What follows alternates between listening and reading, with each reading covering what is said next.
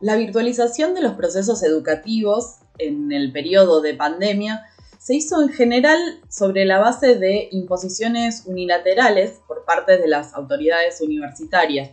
Esto nos trajo a su vez el debate sobre las nuevas tecnologías y el uso de plataformas, campus virtuales, paquetes informáticos que desde hace ya tiempo se quieren introducir en la universidad. Hay que tener en cuenta que existen intereses que favorecen la introducción de estas tecnologías. Por un lado, las empresas que desarrollan paquetes tecnológicos y ven un gigantesco mercado para sus productos. Pero por otro lado, estos intereses se combinan con las ya conocidas necesidades de flexibilización laboral, que no solo implican reducir costos laborales, sino también fragmentar la capacidad de organización colectiva. A su vez, la virtualización del proceso de enseñanza-aprendizaje favorece formas tradicionales y bancarias de transmisión de conocimientos, con un énfasis en modalidades expositivas y el trabajo une a une con los estudiantes.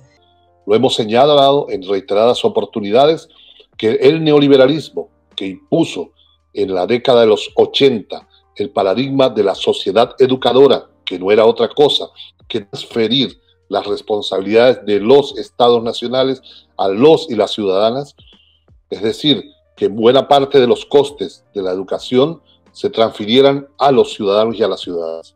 Bueno, con ese paradigma desde la década de los 80, que había tenido dificultades y manera desigual de implantarse en distintos países por las resistencias de los y las maestras, los y las profesoras de las universidades, los y las estudiantes y por supuesto de la comunidad en general.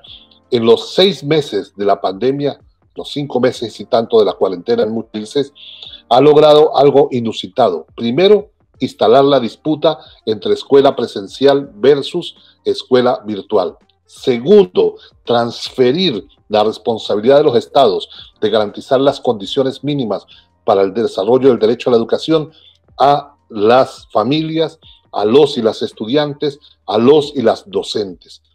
Hemos presenciado en los últimos meses la más brutal privatización educativa de las últimas épocas y la universidad lamentablemente ha respondido de manera lenta a esta ofensiva del neoliberalismo.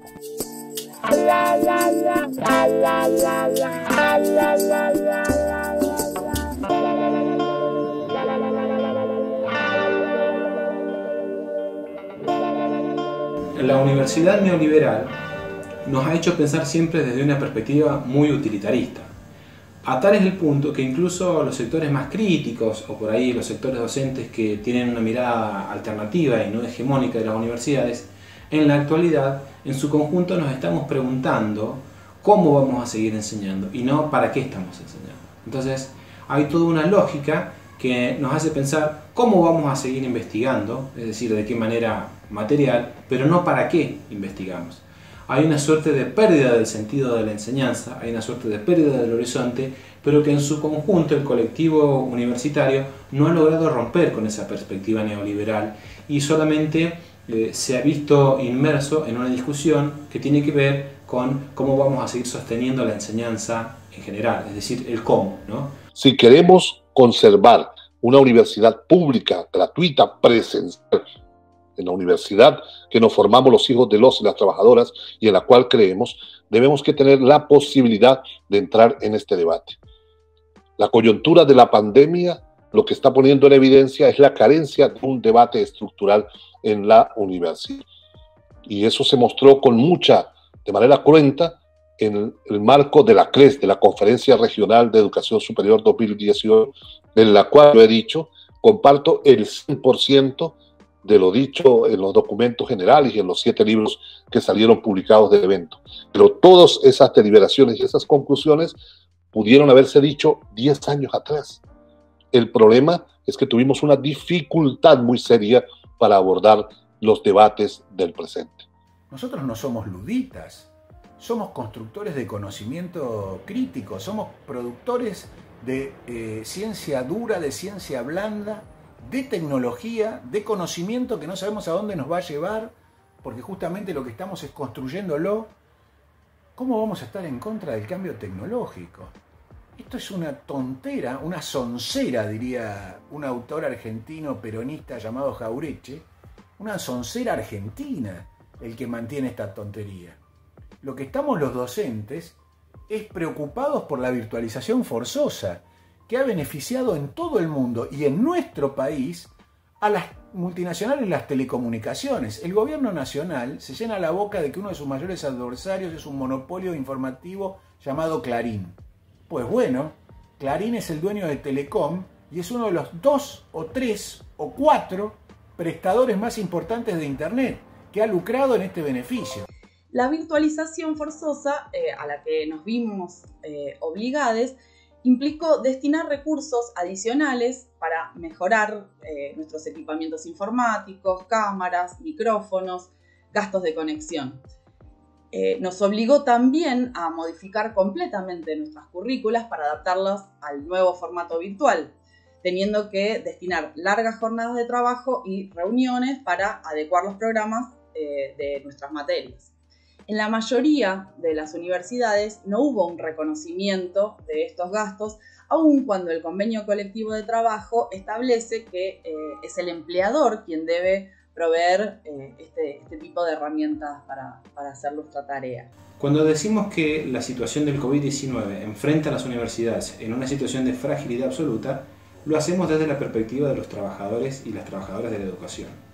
Pero en realidad, si pensamos en una mirada más estructural, nos vamos a dar cuenta de que el Estado fácilmente ha logrado sostener la educación superior sin desembolsar demasiado dinero o sin que las arcas presupuestarias se vean sensiblemente movidas, ¿no?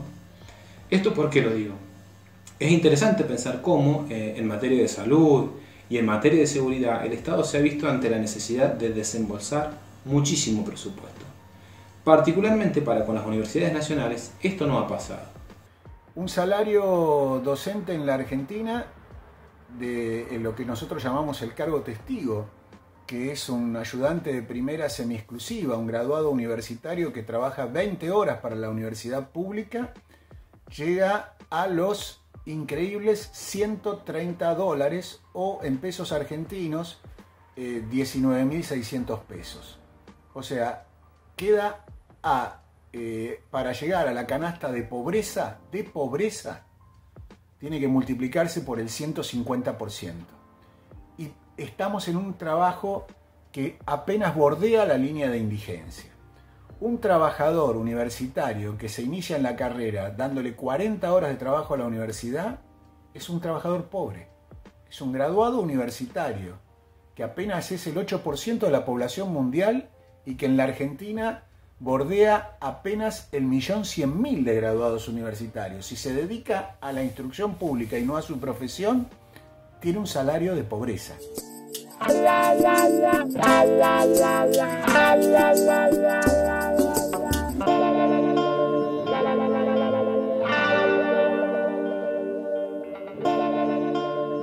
La pospandemia seguramente nos encuentra en una crisis aún peor en términos sociales y económicos.